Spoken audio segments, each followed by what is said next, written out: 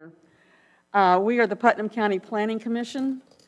Let me put my glasses on so I can read what I have to. This is a public hearing, and we're the Putnam County Planning Commission. We're designated local planning agency for the county as prescribed in Chapter 163 of the Florida statutes, and we function under the authority of Article 11 and 12 of the Florida Land Development Code. The primary responsibility of the commission is to serve as an advisory body to hear and make recommendations to the Board of County Commissioners on matters related to provisions of and proposed amendments to the Putnam County Comprehensive Plan and the Putnam County Land Development Code. The members of this board will each receive an application and make recommendations to the Board of County Commissioners at their next regularly scheduled meeting on September 26, 2023. That's not their next meeting, but that's when they will get this recommendation. Procedurally, we will call each case by name and number. A member of staff will then briefly explain to us the nature of each request. We will then take comments from the applicant or their representative, followed by any public comments concerning the request. Please direct all comments or statements to the board and not to other people in the audience. Before speaking, we will ask each person to be recognized, come forward to the lectern, and identify his or herself by name and address. After all persons wishing to speak have been heard, we will entertain a motion from the board. This motion will be voted on by the board members and become our recommendation to the Board of County Commissioners. The Board of County Commissioners will make the final determination regarding the application. All applicants have the right to withdraw their request at any time during the application process. The following cases were advertised as being considered at today's meeting, but there are none that have been withdrawn. I'm sorry. This has been changed. If the applicant chooses to have these cases heard at a later date, the case will be re-advertised in accordance with Putnam County Land Development Code and Florida statutes. As a member of the Putnam County Planning Commission, we pledge to come to meetings prepared for the items on the agenda, willing and ready to listen carefully and courteously to make informed decisions based on the facts presented and what we feel is the best interest of the people and the businesses of Putnam County. We will refrain from unnecessary interruptions, and we will be appreciative of and respectful toward applicants, members of the staff, and other members of this commission. We will support the decisions made by the majority, and we will be fair and objective in all that we do as a member of the Putnam County Planning Commission. I would need to ask right now, are there any conflicts of interest with any of the cases that we were hearing today? Mr. Froland? Nope. Nope. Not today. Not today? Okay. Has there been any ex parte communication by anyone concerning any of these cases? No. Okay, thank you very much. At this time, we'll call case number PUD 23-000005. Zach. Thank you, Madam Chair. For the record, Zachary Baker, Planning and Development Services. As indicated, this is case PUD 23-000005 for the CertainTeed Gypsum Palatka Plant PUD. This is an application to amend the CertainTeed PUD prior ordinance number 1999-29 to expand the existing operation. The applicant is CertainTeed Palatka LLC, doing business as CertainTeed Gypsum Palatka LLC. The agent for this request is Mr. Benjamin Borgmeyer, present today. The property encompasses 103.82 acres located at 886 North Highway 17 in Palatka. The applicant is proposing an amendment to the existing PUD to add recently acquired acreage, revise certain entitlements regulating the size of the allowed use, and to correct some language throughout the document. This is an amendment to the existing PUD, which consists of one parcel comprising 103.82 acres. Previously, the property was approximately 88 some odd acres. The parcel falls under the industrial future land use category.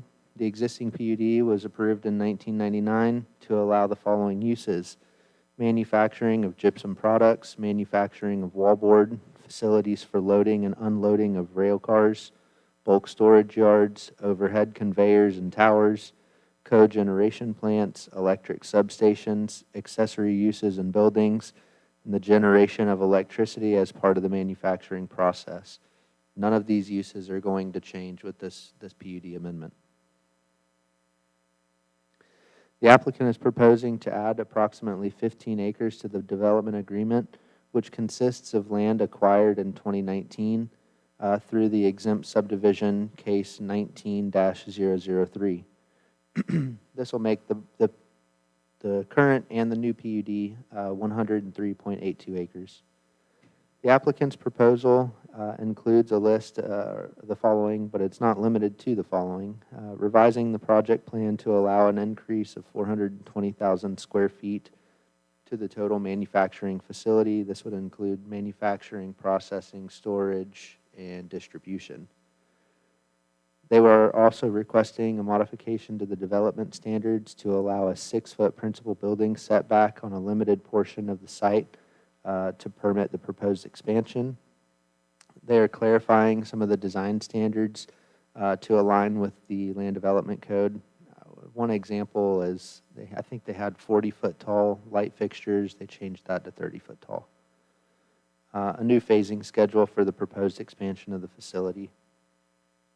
At the August 1st, 2023 DRC meeting, the proposed expansion received a contingent approval from the Development Review Committee based on the outcome of the subject PUD amendment. Here we have an aerial of the property, and it is so long it's hard to really kind of see what we're looking at here. But the majority of their operation is in that south side where that kind of grayed out area is. Everything to the north where that long skinny tail is, if you will, is stormwater and vegetation, trees, natural vegetation. Here you can see that the future land use where the operation is located is all industrial. The zoning is, of course, PUD. County GIS wetland maps do not indicate any jurisdictional wetlands. However, within the original PUD document, 1999, there was some wetland mitigation of around 2.5 acres. Our maps no longer show the wetlands, but there are also wetlands on site that the developer is working through mitigation for that as well. They may have already completed. And the property, for the most part, there is flood zone, or it is flood zone X. There is the smallest little sliver of flood zone A, kind of on that northwest, southeast property line on the east side of the property where it kind of jogs around. There is a little bit of flood zone A there, but it's in the setback areas and it's all vegetated. This is a close-up of an aerial for the facility showing where they're requesting that 6-foot setback. To be clear, it's not a 6-foot reduction. It is a 6-foot setback. So where that property line, it's on the west side of the facility, and it's south, and then it's east, south, west, south. Where it comes in for that portion, where it's closest to the building, the current building, that's where they want that 6-foot reduction.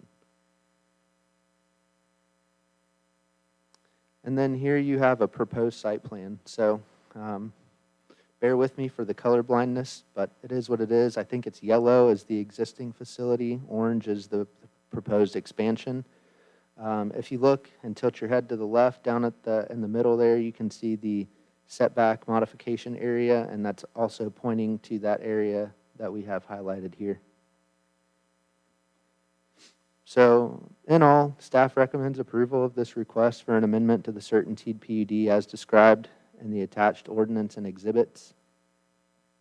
And I'll do my best to answer any questions.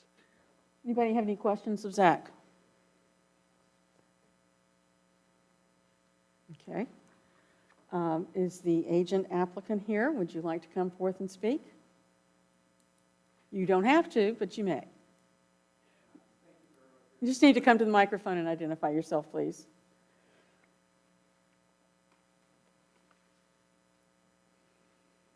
Hello. Thank you all for your time today and your consideration. Your name and address. Sorry. Ben Borgmar, Certainty Gypsum, Palaca LLC, 886 North Highway 17, Palaca, Florida, 32177. The project manager for the Line 2 expansion. I've also been working out of this facility since 2003. Locals are very familiar with Putnam County and the employees within this area. So appreciate your considerations for this project. If there's any other questions I could take with it. I know I've been working quite closely with Zach and the building department on this project over the last few months, and they've been very helpful thus far. Tell us what this expansion is going to allow you to do as far as volume goes. We're gonna over double the capacity, productivity capacity of the plant. We're adding at least 112 permanent employees. If you take in if you factor in the employees, the multiplier of employees that are added through contractors and businesses, we're using a multiplier of about 1.9. So if you take that and you look at the extensions of jobs throughout the county and stuff, you're getting over the 300 number on the number of jobs added. So it'll be we believe it'll be the largest wallboard plant in the world. If not, it's going to be very close to it. So I'm very proud to have that here. Well, We I believe think it's a very good fit for us in the county. So I think that the jobs factor has been great, and we're glad to have you here, too. How long do you think the project will last? How long do you we're targeting, so we're looking to break ground in the next 45 days. We target to have be at full production or start up in early Q2 2025. Okay. Pretty extensive build-out period. It's an expansion, a lot of process-intensive equipment being installed. A lot of customized equipment. Yes. Okay. Will most of the construction work be done by local contractors, or will it be done by your company? It's a mix, so we bid out everything, and so Okay. we have local contractors bidding it. So it's a mixed bag of everything here. Some of the jobs are bigger jobs. It takes quite a sizable crew to be able to handle some of the civil and structural work associated with the project. And then there's a multitude of smaller contracts too Right. throughout this. So Any other questions? We thank you for being here. Please stay around in case we have any others coming up. sure, thank you. Thank you.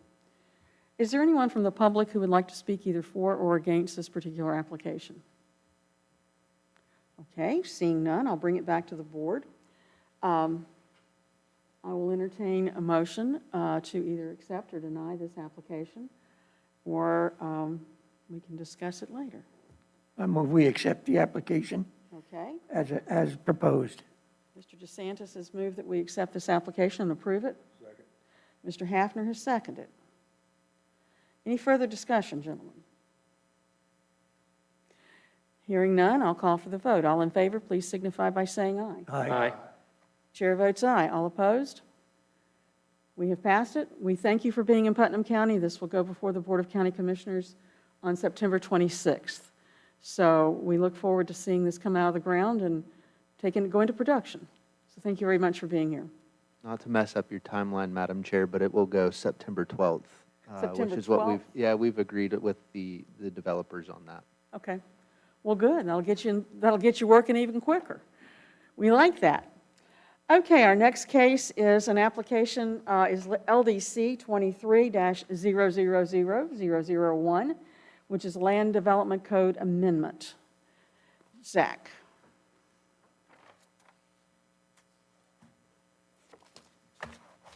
Thank you, Madam Chair. Again, for the record, Zachary Baker, Planning and Development Services. This is a case for LDC 23-000001 Land Development Code Text Amendment.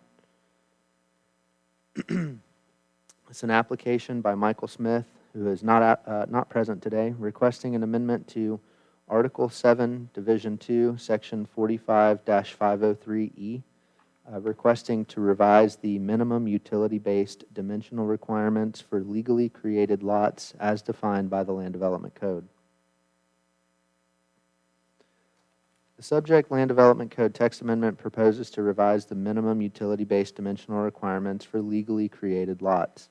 The Land Development Code currently stipulates minimum dimensional requirements for lot area and lot width based on whether the subject lot is serviced by private well and septic systems, central water and private septic systems, and/or private well and central water systems, which ranges anywhere from 43,560 square feet, which is 1 acre, to 10,890 square feet, being a quarter acre.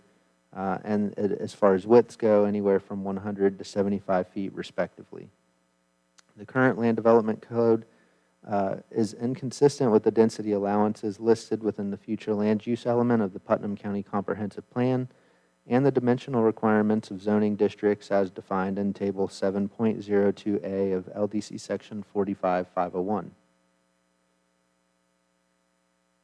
The applicant is requesting an amendment to the LDC to eliminate utility-based dimensional requirements for all new legally created lots that are serviced by central water and private septic, and new legally created lots serviced by private well and central wastewater. The applicant also requests a modification to LDC Section 45-503E1 to reduce the lot size requirements for new legally created lots serviced by private well and septic from 1 acre to half an acre. So this strike-through underline here, this was the applicant's recommended text amendment. This kind of allows you to visualize what exactly I'm talking about in that previous slide. So you can see that they want to do away with, when it comes to private well and private septic, they wanted to do away with the 1 acre requirement and limit it to a half acre. We would keep the 100-foot lot width. The applicant then also proposed to just completely strike everything, for subsections 2 and 3 to get rid of those additional requirements altogether. So staff supported the intent of this LDC amendment, but we weren't exactly thrilled with the language that was put forth. So we kind of revised the minimum utility-based dimensional requirements of new legally created lots whilst providing securities that the health, safety, and welfare of Putnam County citizens will not be diminished, and to ensure we align the Putnam County Land Development Code with those requirements established by State Statute Chapter 381. So on this slide, you can see what staff is suggesting we move forward with. So we keep the intent of what the applicant wanted by changing, the lot areas for private well and private septics. We agree with them on the half-acre requirement, and we agree that the lot width of 100 is sufficient, and it aligns directly with Statute 381. We've modified the central water and private septic tank requirements also to align with that statute, where the minimum lot area would be 1/4 acre and a minimum lot width of 75 feet. When it comes to the third one, that's where we had kind of the most changes. So only if the property is serviced by central water and central wastewater would we allow those lot areas to be as defined by the zoning district or the PUD. Same thing with the lot width, as allowed by the zoning district and the PUD. And I just want to kind of take a moment here to document the intent behind this is when you have private wells and private septic tanks, of course the septic tanks are processing affluent materials, and there's a potential, even though it's very, very, very, very, very super low, there is potential that you could have leaching into a water supply. With today's Florida Department of Health and all the regulations that one would have to go to install a septic tank, those tanks are almost foolproof. With wells, if you have a proliferation of wells throughout an area, just in general, you're tapping into the aquifer, and it's it is a renewable resource, but at some point the supply is going to outrun the demand, and then we could get into water scarcity issues, which already occur all over the southeastern United States. So we're trying to kind of take both here, which is, I hope, what you guys can see with this presentation. So the proposed text amendment was brought forth to staff to review a discrepancy between the Land Development Code, the Comprehensive Plan, and Florida state statutes as it relates to the minimum utility-based dimensional requirements for new legally created lots. Utility-based dimensional requirements have been established to ensure reasonable degradation of sewage materials into the soils to reduce the risk of groundwater contamination. By adjusting Putnam County's utility-based dimensional requirements to align with those cauterized by Florida Statute Chapter 381, infill development can be easily attainable without concern of negatively impacting surrounding properties or property owners. Furthermore, the proposed revision will align with those density requirements established in the Putnam County Land Development Code, in the Putnam County Comprehensive Plan Future Land Use Element when denser residential development is permitted. I've got a list of findings of fact here. Revising the dimensional-based utility requirements will not lessen the dimensional requirements for each zoning district. The proposed text amendment aligns with those dimensional requirements established in Florida Statute 381.0065 parenthesis 4 and does not exceed what is allowed by Florida statute. The proposed text amendment does not require smaller lots when appropriate infrastructure is in place. It merely provides landowners the opportunity to make greater use of their land. Should property owners desire to own, buy, sell, or develop larger tracts of land, that right will be upheld. The proposed text amendment will not generate residential densities greater than what is already permitted by the Putnam County Comprehensive Plan and will promote residential infill to maximize property utilization and increase development and taxes. The proposed text amendment will be applicable for commercial and industrial lots, given the proposed use can fit on said smaller lots, which should promote new niche markets to develop in the suburban and rural areas of Putnam County.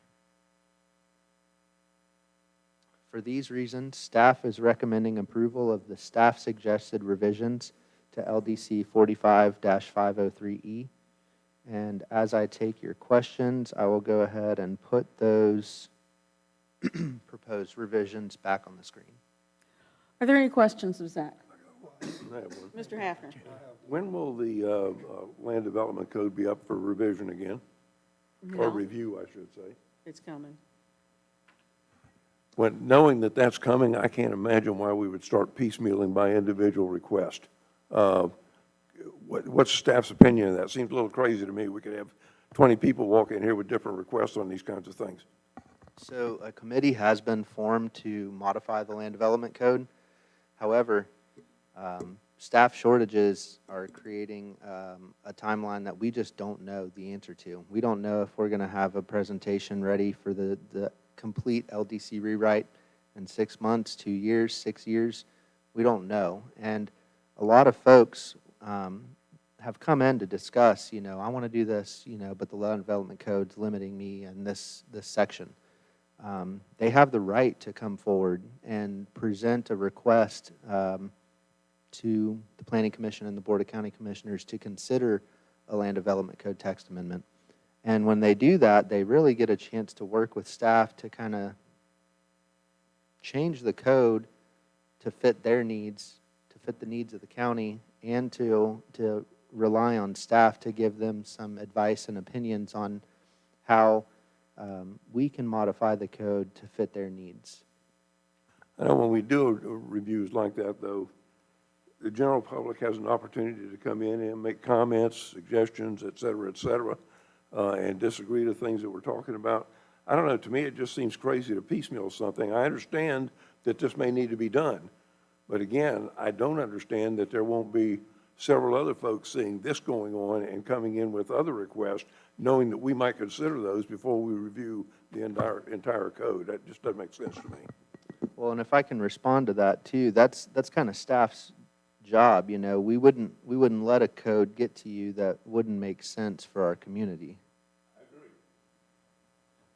But has this been advertised to everybody that lives in Putnam County so they're aware this is being done? Yes, Yes. sir. This has?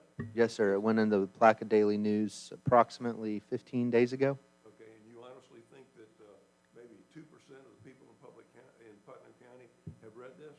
I don't think so. So when we would advertise the land development code rewrite in totality, would it not go through the same newspaper?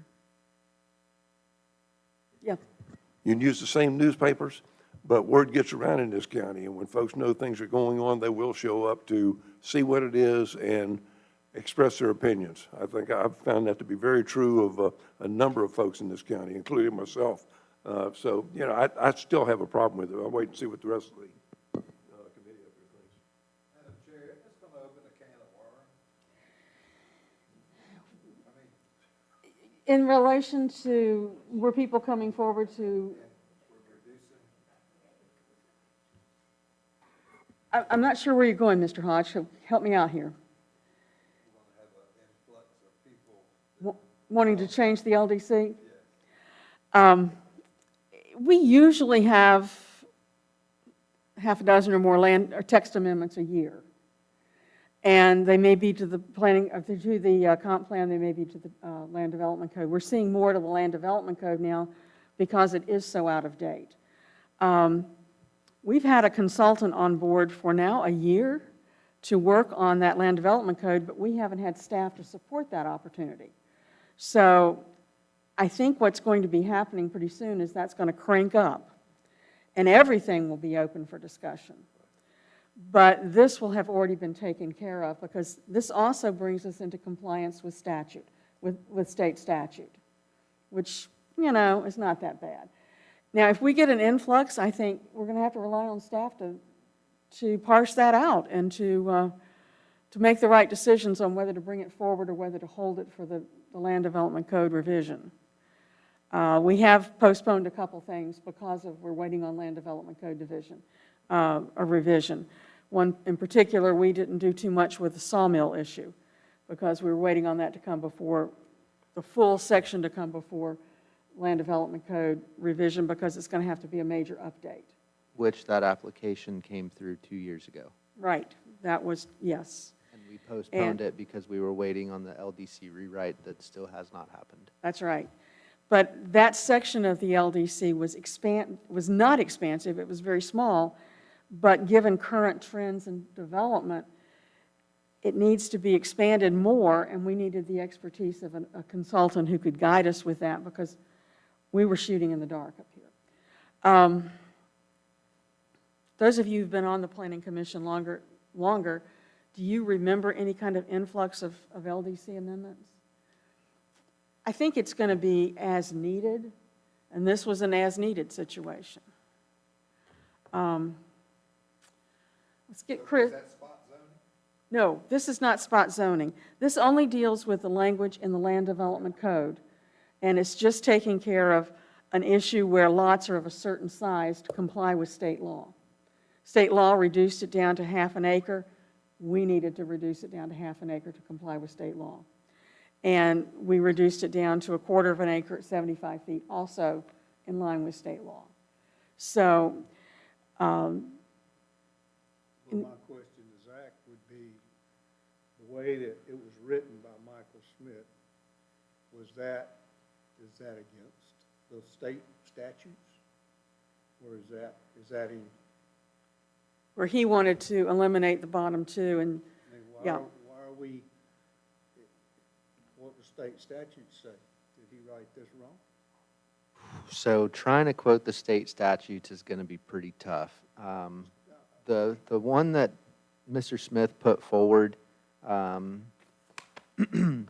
where he tried to strike the central water and the private septic, that was not compatible with the state statutes. When I drafted the staff report, I pulled up that statute, 381.0065, and I think I quoted it in the staff report as to exactly how it's written. It's, you know, it's legal jargon, but the intent there is that when you have a property, and I'm going to jump back to it so I don't mince words here, when you have a property where you've got central water and private septic systems, there's far less concern with quarter-acre lots for those septic tanks to leach into the water supply, because your water supply is coming through pipes from 5-10 miles away.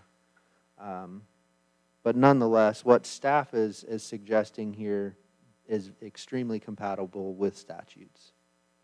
And instead of just amending one individual section of the code, you're going ahead and taking care of all 3 sections. Correct, yeah. So this is 45503E is one section of the development standards. And we're just trying to capture all of these so that we can align with the comprehensive plan. Instead of just doing subpart 1, you're going ahead and doing subpart 2 and 3. Correct, so that this is complete now. When we do get to that land development code rewrite, we can breeze right past this 503E because it's already been taken care of. Unless there's question or concern that needs to be updated. Does that make sense? Yes, Chris? yes, ma'am. Mr. Hodge, you still have a puzzled look on your face. We had a half acre, then we reduced it to quarter acre. Well, if I may, we're not reducing from a half acre to a quarter acre. We're allowing a quarter acre when the infrastructure is in place to remove any concerns with health, safety, and welfare. From what I see, it's gonna be better. I mean, we've got some subdivisions out there that were before 1972, quarter acre lots, and they just sit vacant because no one can do anything. And this is gonna allow them to maybe buy another lot beside them, get a half acre, and then they can come in there and do something. Yeah, and I mean, as an example too, so with our comprehensive plan, we've got the future land use designations, and 2 of them, you've got urban service and urban reserve, respectively allow up to 24 units per acre with water and sewer to 12 units per acre with water and sewer. If water and sewer is not present, the comp plan allows 2 units per acre or 1 unit per half acre. But this utility-based dimensional requirement that was in place prior to our hearing today would limit those people to only 1 acre. So they're not, whether it's a private person trying to sell half an acre so that they can build their house and have a nice house next to them, or whether it's a developer that wants to come in and plat a new subdivision for the residents of the county, they were limited in the size of the lot that they could pursue. This will help them align with our density requirements of our comp plan and align with the state statute for well and septic. I got another question. Mr. Hafner? What's the definition of infrastructure in place? It would Does that mean be, that somebody, that it's already there? Or does that mean that once this is corrected right now, that any developer can come in and start a project based on, let's say, central water being available but being a quarter of a mile away? so Is that infrastructure in place? no, sir, that infrastructure would have to be on site. They would have to have that water line extended down to their property. The capacity would have to be in place, and they would have to provide the infrastructure, the water mains, the taps, the meters, the lift stations on site in order to achieve this density or this dimensional requirement. I can see the advantages of this in some places, like Chris was talking about. I also, though, have a problem with the fact that normally when something is submitted on an individual basis, there's a reason for it. And I'm always a little concerned about some of the reasons that I see for things coming through sometime. But I will just vote accordingly. Thank you. Other than to comply with statute, do we have any noted reasons for this? Well, so, I mean, you know, it's all public record, right? There was a rezone request back in the end of 2021 where a local developer, D. Smith and Sons, rezoned about 14 acres of land to R1 so that they can build, you know, site-built homes, and the intent was going to be 3/4 acre lots. When he started pursuing the subdivision plat that would be required for this, it was brought to light that he had to do 1 acre lots, or he had to put in a community scale water system. So he's still going to have to go with 3/4 acre lots, which is what he wanted because of the width requirement. But that is ultimately what is driving his request at this. Okay. Any other questions of staff? And I understand the applicant agent is not present. That's correct. Is there anyone in the audience who would like to speak for or against this application? Okay, seeing none, I'll bring it back to the board for discussion and/or motion and second. Question to the board. Yeah. I have a problem with the reducing of these size of the lots. We're going from an acre down to a half acre. And you could put a quarter acre lot with a septic tank. I don't agree with that at all. No. No. Minimum a half acre. It's quarter acre with central septic, isn't it? Central septic and central water. So it's a quarter acre with central water and on-site septic. No, see, I don't agree with that. You're getting down to too small a lot with a septic tank. The old law used to be 1 acre per septic tank. Right. And it should be that, because I've seen what happened during floods. I've been in the area of floods. Not only mixes with city water, it mixes with everything. And the closer you build houses with quarter acre with septic tanks, you're going to have a problem down the road.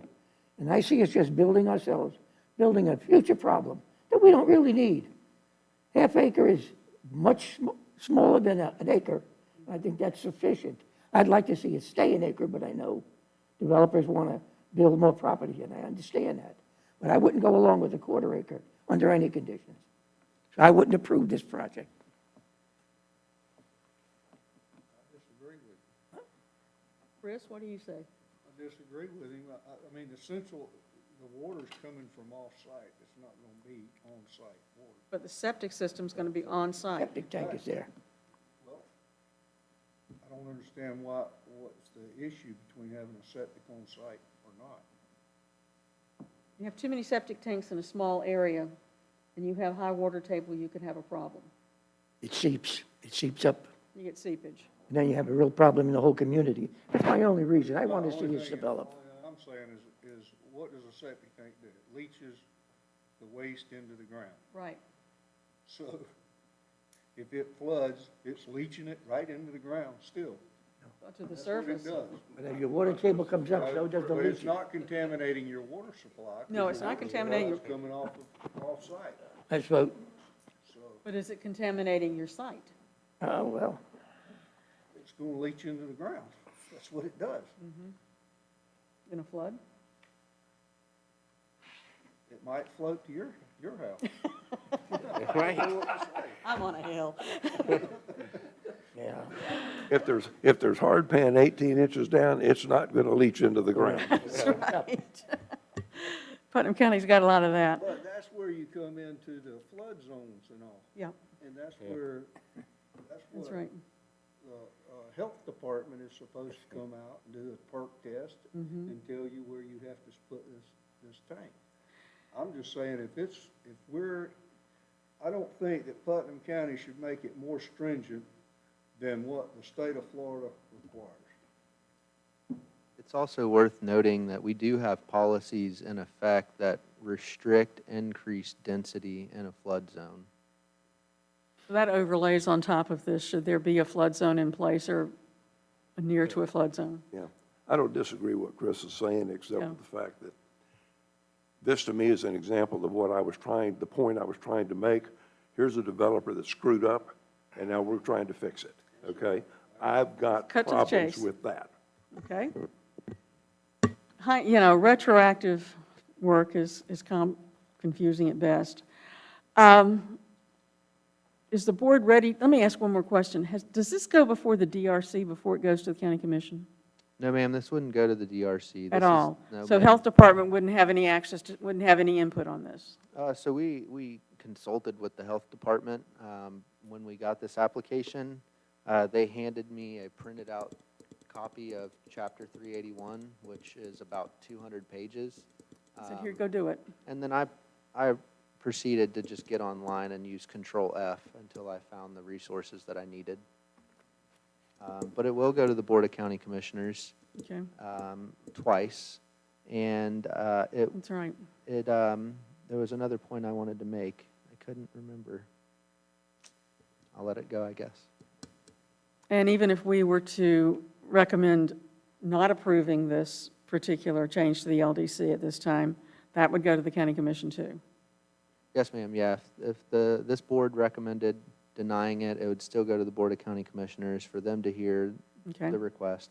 The other point I wanted to make is currently, the Land Development Code does offer a variance for lot size. So that would be another route for this individual, or any individual. We could always take it to the zoning board, present them with some findings, and let them determine if they want to issue a variance for reduced lot sizes. So you're saying that instead of following the LDC that provides for a variance to go before the ZBOA, they're bringing it to us to just completely rewrite the LDC, To make consistent with the state statute. to make and our consistent with state statute. It's a catch-22. So we have to dig in our conscience and decide what's best for the county and make that recommendation. So Interlochen could use this, Yes. whereas Willaca couldn't, because Possibly. Willaca's lower, but Interlochen, high ground up there. You know, that there wouldn't be trouble. But, you understand what I'm saying? Oh, I understand what you're There saying. are certain areas in Putnam County that it would work great. Right. And, Or, water won't sit on the ground in Interlochen. right, right. But we have to have a policy or, To do the whole county. right, What this is doing is make us do the whole county. right. The Land Development Code affects the entire county. Now, there are contingency situations like the flood zone areas that would impact this and keep this from being possible as they all are woven together in the jigsaw puzzle. So, I think we have a decision to make up here, gentlemen. Is there anyone ready to make a motion? I'll make a motion. Mr. Hancock? I'll move that we recommend approval for the Land Development Code, LDC 23-00000001, Okay. as it is consistent with the goals and objectives and policies of the Putnam County Comprehensive Plan. I like the way you read that. Does a good job of that. I have a motion by Mr. Hancock for approval. Do I hear a second? I'll second. Mr. Froelich is seconded. Okay. Any more discussion? I'll call for the vote. I'm going to do it by roll call. Mr. DeSantis? No. Mr. Hafner? No. Mr. Froelich? Yes. Mr. Hancock? Yes. No, Mr. Hodges, a no. And the chair votes aye. So we've got a tie. So that counts as a negative. That's a no vote. So this will now go before the county commission as a no vote, denial, and they can deal with it. I'll tell Mr. Turner that in person if I need to. All right. Let's move on. Ms. Sims, I believe you're up for the next case. We have rezoning case 22-000006, and we'll hear from Ms. Sims. Thank you, Madam Chair. For the record, Leslie Sims, Planning and Development Services. As you stated, this is rezoning case 23-000006, Barnes. This is a rezoning application for Sharon Barnes for a 0.66, give or take, acre parcel at 3029 Twig Street. The request is to rezone from a commercial professional office, CPO, to residential single-family, R-1A, to conform to the surrounding zoning in order to sell the property. The 0.66 acre parcel is located at the southeast intersection of South Palm Avenue and Twig Street. Mostly urban reserve UR land use surrounding the property, with some commercial CR land use to the northeast of the property. The current zoning designation of commercial professional office does not allow residences, which would make the property harder to sell in a residential neighborhood. Residential single-family allows residences and conforms to the surrounding zoning. The area is largely zoned for residential single-family, with a residential mobile homes, RMH, lot to the south and a commercial professional office lot to the northwest. Here's the aerial view highlighted in green. The future land use, the zoning. The current future land use is urban reserve, which is compatible with the proposed residential single-family zoning district. Per policy A.1.9.3.A.2.C, urban reserve land use allows for residential uses. The current commercial professional office zoning district does not allow residential uses. Residences aren't allowed use in the residential single-family zoning district. This would allow the property to conform to the surrounding zoning as well. Staff is recommending approval of the zoning designation from commercial professional office, CPO, to residential single-family, R-1A, as it is consistent with the comprehensive plan and complies with all applicable procedures and requirements of the LDC. Any questions of staff? Okay. Is the applicant present? Would you like to come forward and speak? You may or you don't have to. It's up to you. Just come up and give us your name and address. I'm Sharon Varnes, 100 Nancy Place here in Palatka. It has formerly been Dr. Sanny's old office, and we bought it and turned it into Varnes Realty. And now we've retired and want to turn it into a family home. And I think it would work lots better for the area to be residential. That's it. Very good. Okay, thank you very much. Anybody else? Okay. Is there anyone in the audience who would like to speak either for or against this particular application? All right, I'll bring it back to the board. Any questions, any comments, any concerns? Nope, I think it needs to be done. Then I will entertain a motion. I'll move that we approve the rezoning back as proposed on case number 00006. Okay. I have a motion and a second. Any further discussion? Then I'll call for the vote. All those in favor, please signify by saying aye. Aye. Aye. Chair votes aye. Any no? All right. Passes. This will go to the county commissioner. Now, this will go on September 26th. Yes. Okay. All righty. Thank you very much. Thank you all for coming, and I appreciate your being here. Old business to come before the board. Yes, of course, we have the land development code hanging up here like a big old black cloud, like the one I drove through coming through East Palatka this afternoon. I've talked with Brian. I'll talk with Brian again, get an idea of what we're doing and get him to address us maybe at the October meeting so he can give us an update and tell us what's going on and what we can expect, because we do want to be involved in it. We had a very up-close and personal involvement in the comp plan. We may not get that up close and personal with this because it's much more voluminous. But then again, we may, I don't know. But we're going to definitely read it and be totally aware of what's going on so we can ask good questions and cogent questions is what I was trying to say. So I will bring that up and talk with Brian about that. Any other old business that needs to come before the board? Any new business that needs to come before the board?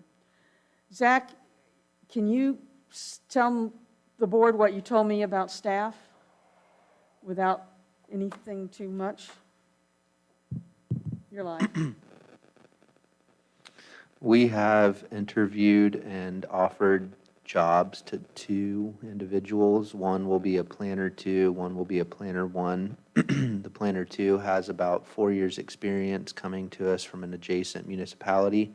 The planner 1 is a local citizen that has 2 scientific degrees, chemistry and physics, and we are looking forward to working with both of them and their attention to detail in one realm and then their institutional knowledge in the other.